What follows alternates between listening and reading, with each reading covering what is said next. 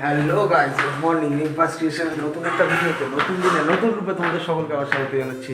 আশা করছি তোমরা সকলে ভালো আছো, সুস্থ আছো, তোমাদের পরিবারও খুব ভালো আছে, সুস্থ আছে। আর হ্যাঁ, ভগবানের কাছে সবসময় প্রার্থনা করি যেন তোমরা তোমাদের পরিবারের সকলে ভালো থাকো, সুস্থ থাকো। তো সকাল সকাল উঠে গেছি, উঠে গিয়ে রিশুকে স্কুলে দিয়ে দিয়েছি। আজকে শনিবার হওয়া সত্ত্বেও স্কুল রয়েছে, কারণ বললাম রিশুর পরীক্ষা স্টার্ট হবে। তো সেই জন্যে পটপট করে ওদের কিন্তু ক্লাসগুলো হয়েই চলেছে, কোনো ছাড় নেই। যেহেতু 23শে জানুয়ারি ওদের ছুটি ছিল, তো সেহেতু মানে পড়াটা মার না যায়, তো সেই জন্যে ওদের আজকে স্কুল রয়েছে। ওকে স্কুল বাসে তুলে দিয়ে এলাম, হয়তো মিলে শুয়ে রয়েছে এখন। তো আজকে আমি এখন উঠছি একটু ছাদে, কারণ আগামীকাল আমাদের বাড়িতে ফিস্ট হবে, অনেকজন আসবে। তো কারা কারা আসবে কালকেই দেখতে পাবে ভিডিওতে। তো সেই জন্যে এখন একটু ছাদে উঠবো। ছাদটা পুরো ময়লা হয়ে গেছে, তো প্রথমবার নতুন বাড়ির ছাদে ফিস্ট হবে, তো সেই জন্য একটু পরিষ্কার পরিচ্ছন্ন তো রাখতেই হয়। পরিষ্কার তো থাকেই এমনিতে, জানো। তো একটু কালকে রিশু আবার ঝাড়টা দিয়েছিল ছাদটাতেও। তো আমি এসেছি একটু সকালবেলা জল দিয়ে ধুয়ে দেবো, কারণ সব আসবে, বসবে টসবে, তো নোংরা নোংরা দেখতে খারাপ লাগে। শীতকাল তো ধুলো বেশি উঠছে, তাড়াতাড়ি ময়লা হয়ে যাচ্ছে, সেই জন্য একটু ধুয়ে দিই। তো চলো কথা কম বলি, কাজ বেশি করি। প্রথম থেকে শেষ পর্যন্ত দেখতে থাকো, লাইক কমেন্টের বন্যা বইয়ে দিও। যারা এখনো চ্যানেলকে সাবস্ক্রাইব করেনি, যদি ভালো লাগে পটাং করে সাবস্ক্রাইব করে দিও। করে দেওয়ার পরে পাশে বেল আইকনটা রয়েছে, ওটাকে ঠিক অল নোটিফিকেশন অন করতেও ভুলো না, ঠিক আছে? তো তাড়াতাড়ি যাই নিচে, বালতিটা নিয়ে আসি আর নিয়ে ছটাং করে ধুয়ে দিই।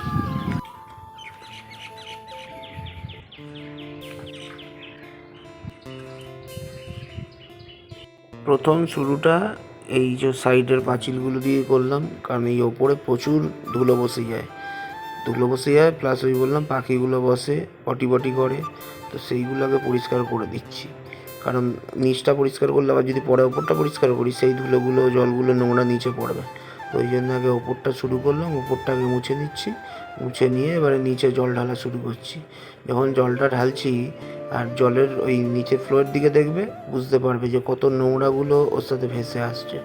পুরো ছাদে মানে ধুলো আর ধুলো। ওই পাশে একটা চওড়া রাস্তা আছে, তো পেছন থেকে এবার ওই পেছন দিকে শুধু বালি, স্টোন চিপ, তারপরে রাবি, সেই সব শেষে পড়ে মাটি টাটি।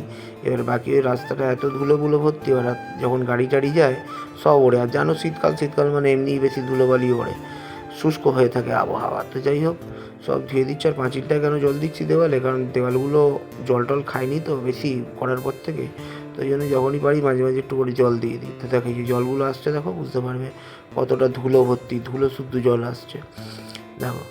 তো যাই হোক, ভালো করে ঘষে মেজে একেবারে ভালো করে ঝাঁট দিয়ে বারবার ঝাঁট দিয়ে একই জায়গা ধুলোগুলোকে সরাবার চেষ্টা করছি, কারণ অনেকগুলো বসে গেছে। তো ভালো করে পরিষ্কার করে দিচ্ছি, কারণ আমি বললাম সবাই আসবে টাসবে, বসবে, তো জিনিসটা নোংরা থাকলে ভালো লাগে। আর এমনিতেও নোংরা রাখে না এই যে ভদ্রমহিলা। তো চলো, তো আমার কাজ মোটামুটি হয়ে গেছে, এই যে পরিষ্কার একদম করে দিয়েছি। তো এবারে কাজে বেরাবো, স্নান করি, বেরিয়ে যাই। তো এরপরে পুরো ভিডিওটা থাকছে রিম্পা তোমাদের সাথে। তো আমি আপাতত তোমাদেরকে জানাচ্ছি টাটা, বাই বাই। আজকে সকালটা মনে হচ্ছে বর্ষাকাল, কারণ বাইরে মেঘলা হয়ে আছে। আস্তে আস্তে আমাদেরকে ঠান্ডা ছেড়ে চলে যাচ্ছে, কারণ পাখা চালিয়ে শুতে হচ্ছে, এইরকম ঠান্ডা আমাদের পড়েছে।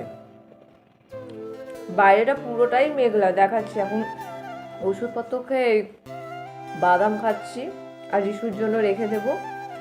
আজকে রিশু স্কুলে গেছে। ভিডিওটা শুরু তো করে দিই, কিন্তু শেষ আর করতে পারি না, কারণ রিশুর ফাইনাল পরীক্ষা পরের মাস থেকে চালু। ওই আসার পর থেকে ওই যে ওর পিছনে লেগে থাকতে হয়, নাহলে ও পড়াশোনা করতেই চায় না। তারপরে না আর ফোন নিয়ে ভিডিও করা, কথা বলার হয় না, সময় হয় না।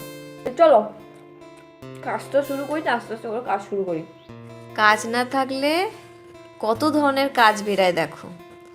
ওকে বলেছিলাম শুধু একটু পড়াশোনাটা করে নে, এখন পুষ্পা হচ্ছে, কত কিছু হচ্ছে। আমি এই ম্যাটটাকেও কিন্তু তুলতে বলিনি, ম্যাটটা তুলে এখন অনেক নাটক করছে দেখো। মা গেছে এখন খাবার গরম করতে, আর এখন আমি এই যে বুঝছি না ছাতিতে যাচ্ছি, দেখবে কাউন্ট করবে কত তাড়াতাড়ি করতে পারি, ঠিক আছে?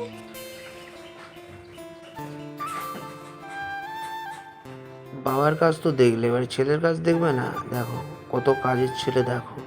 তো ওকে বললাম না, ওর মা এমন করেই শিক্ষা দিয়েছে, তো ছোটো থেকে ও সব কিছুই শিখে গেছে। সংসারের কাজগুলো, যেরকম বিছানা গোছানো, ঘর ঝাঁট দেওয়া।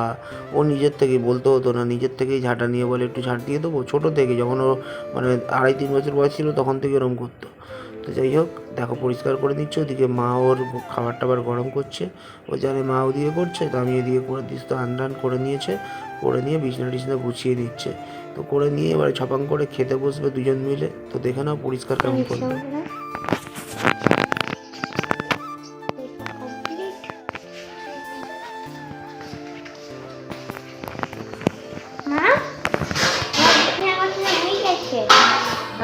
বিছনা গোছানো হয়ে গেছে। বাহ, খুব ভালো, পড়াশোনাটা করো। দেখো দেখো, দেখছি, আগে এটা নিয়ে যাই। না, নিয়ে যা না নিয়ে যা। তুমি নিয়ে আসো। আনো না, একদম। না না না।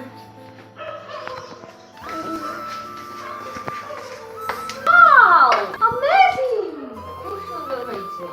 তুমি যে এত সুন্দর কাজ করো, খুব ভালো লাগে। আমার জ্ঞান দিও না।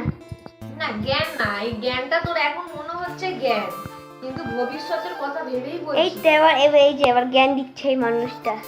না, চশমা এটা সব মায়েদের একই কথা। একটু পড়াশোনা কর, একটু পড়াশোনা করে একটু আমাকে শান্তি দে। আর একটুখানি জ্ঞান দেবে। না, পড়াটা করবি। আর জ্ঞান চল নিয়া। পাউরুটিটা সেদিনকার পাউরুটি নিয়ে বসেছি, অথচ পাউরুটি বানাতে পারিনি। আজকে এগুলো দিয়ে সব বানাবো। আর এইটাই চিজটা দেখে মনে হচ্ছে শুধুই খেয়ে নি। মিস করলি কেন? বানিনি পাউরুটি পিজা, এর মধ্যে পেঁয়াজ দিতে পারবো না, হ্যাঁ কিচ্ছু দেবো না, কারণ আজকে আমার ভেজ। শুধু খাওয়া শুরু করেও দিয়েছি। এমনি সস মস দিয়ে মেয়োনিজ দিয়ে করে নি। খিদে পেয়েছে খুব জোরে। হয়েছে? দে।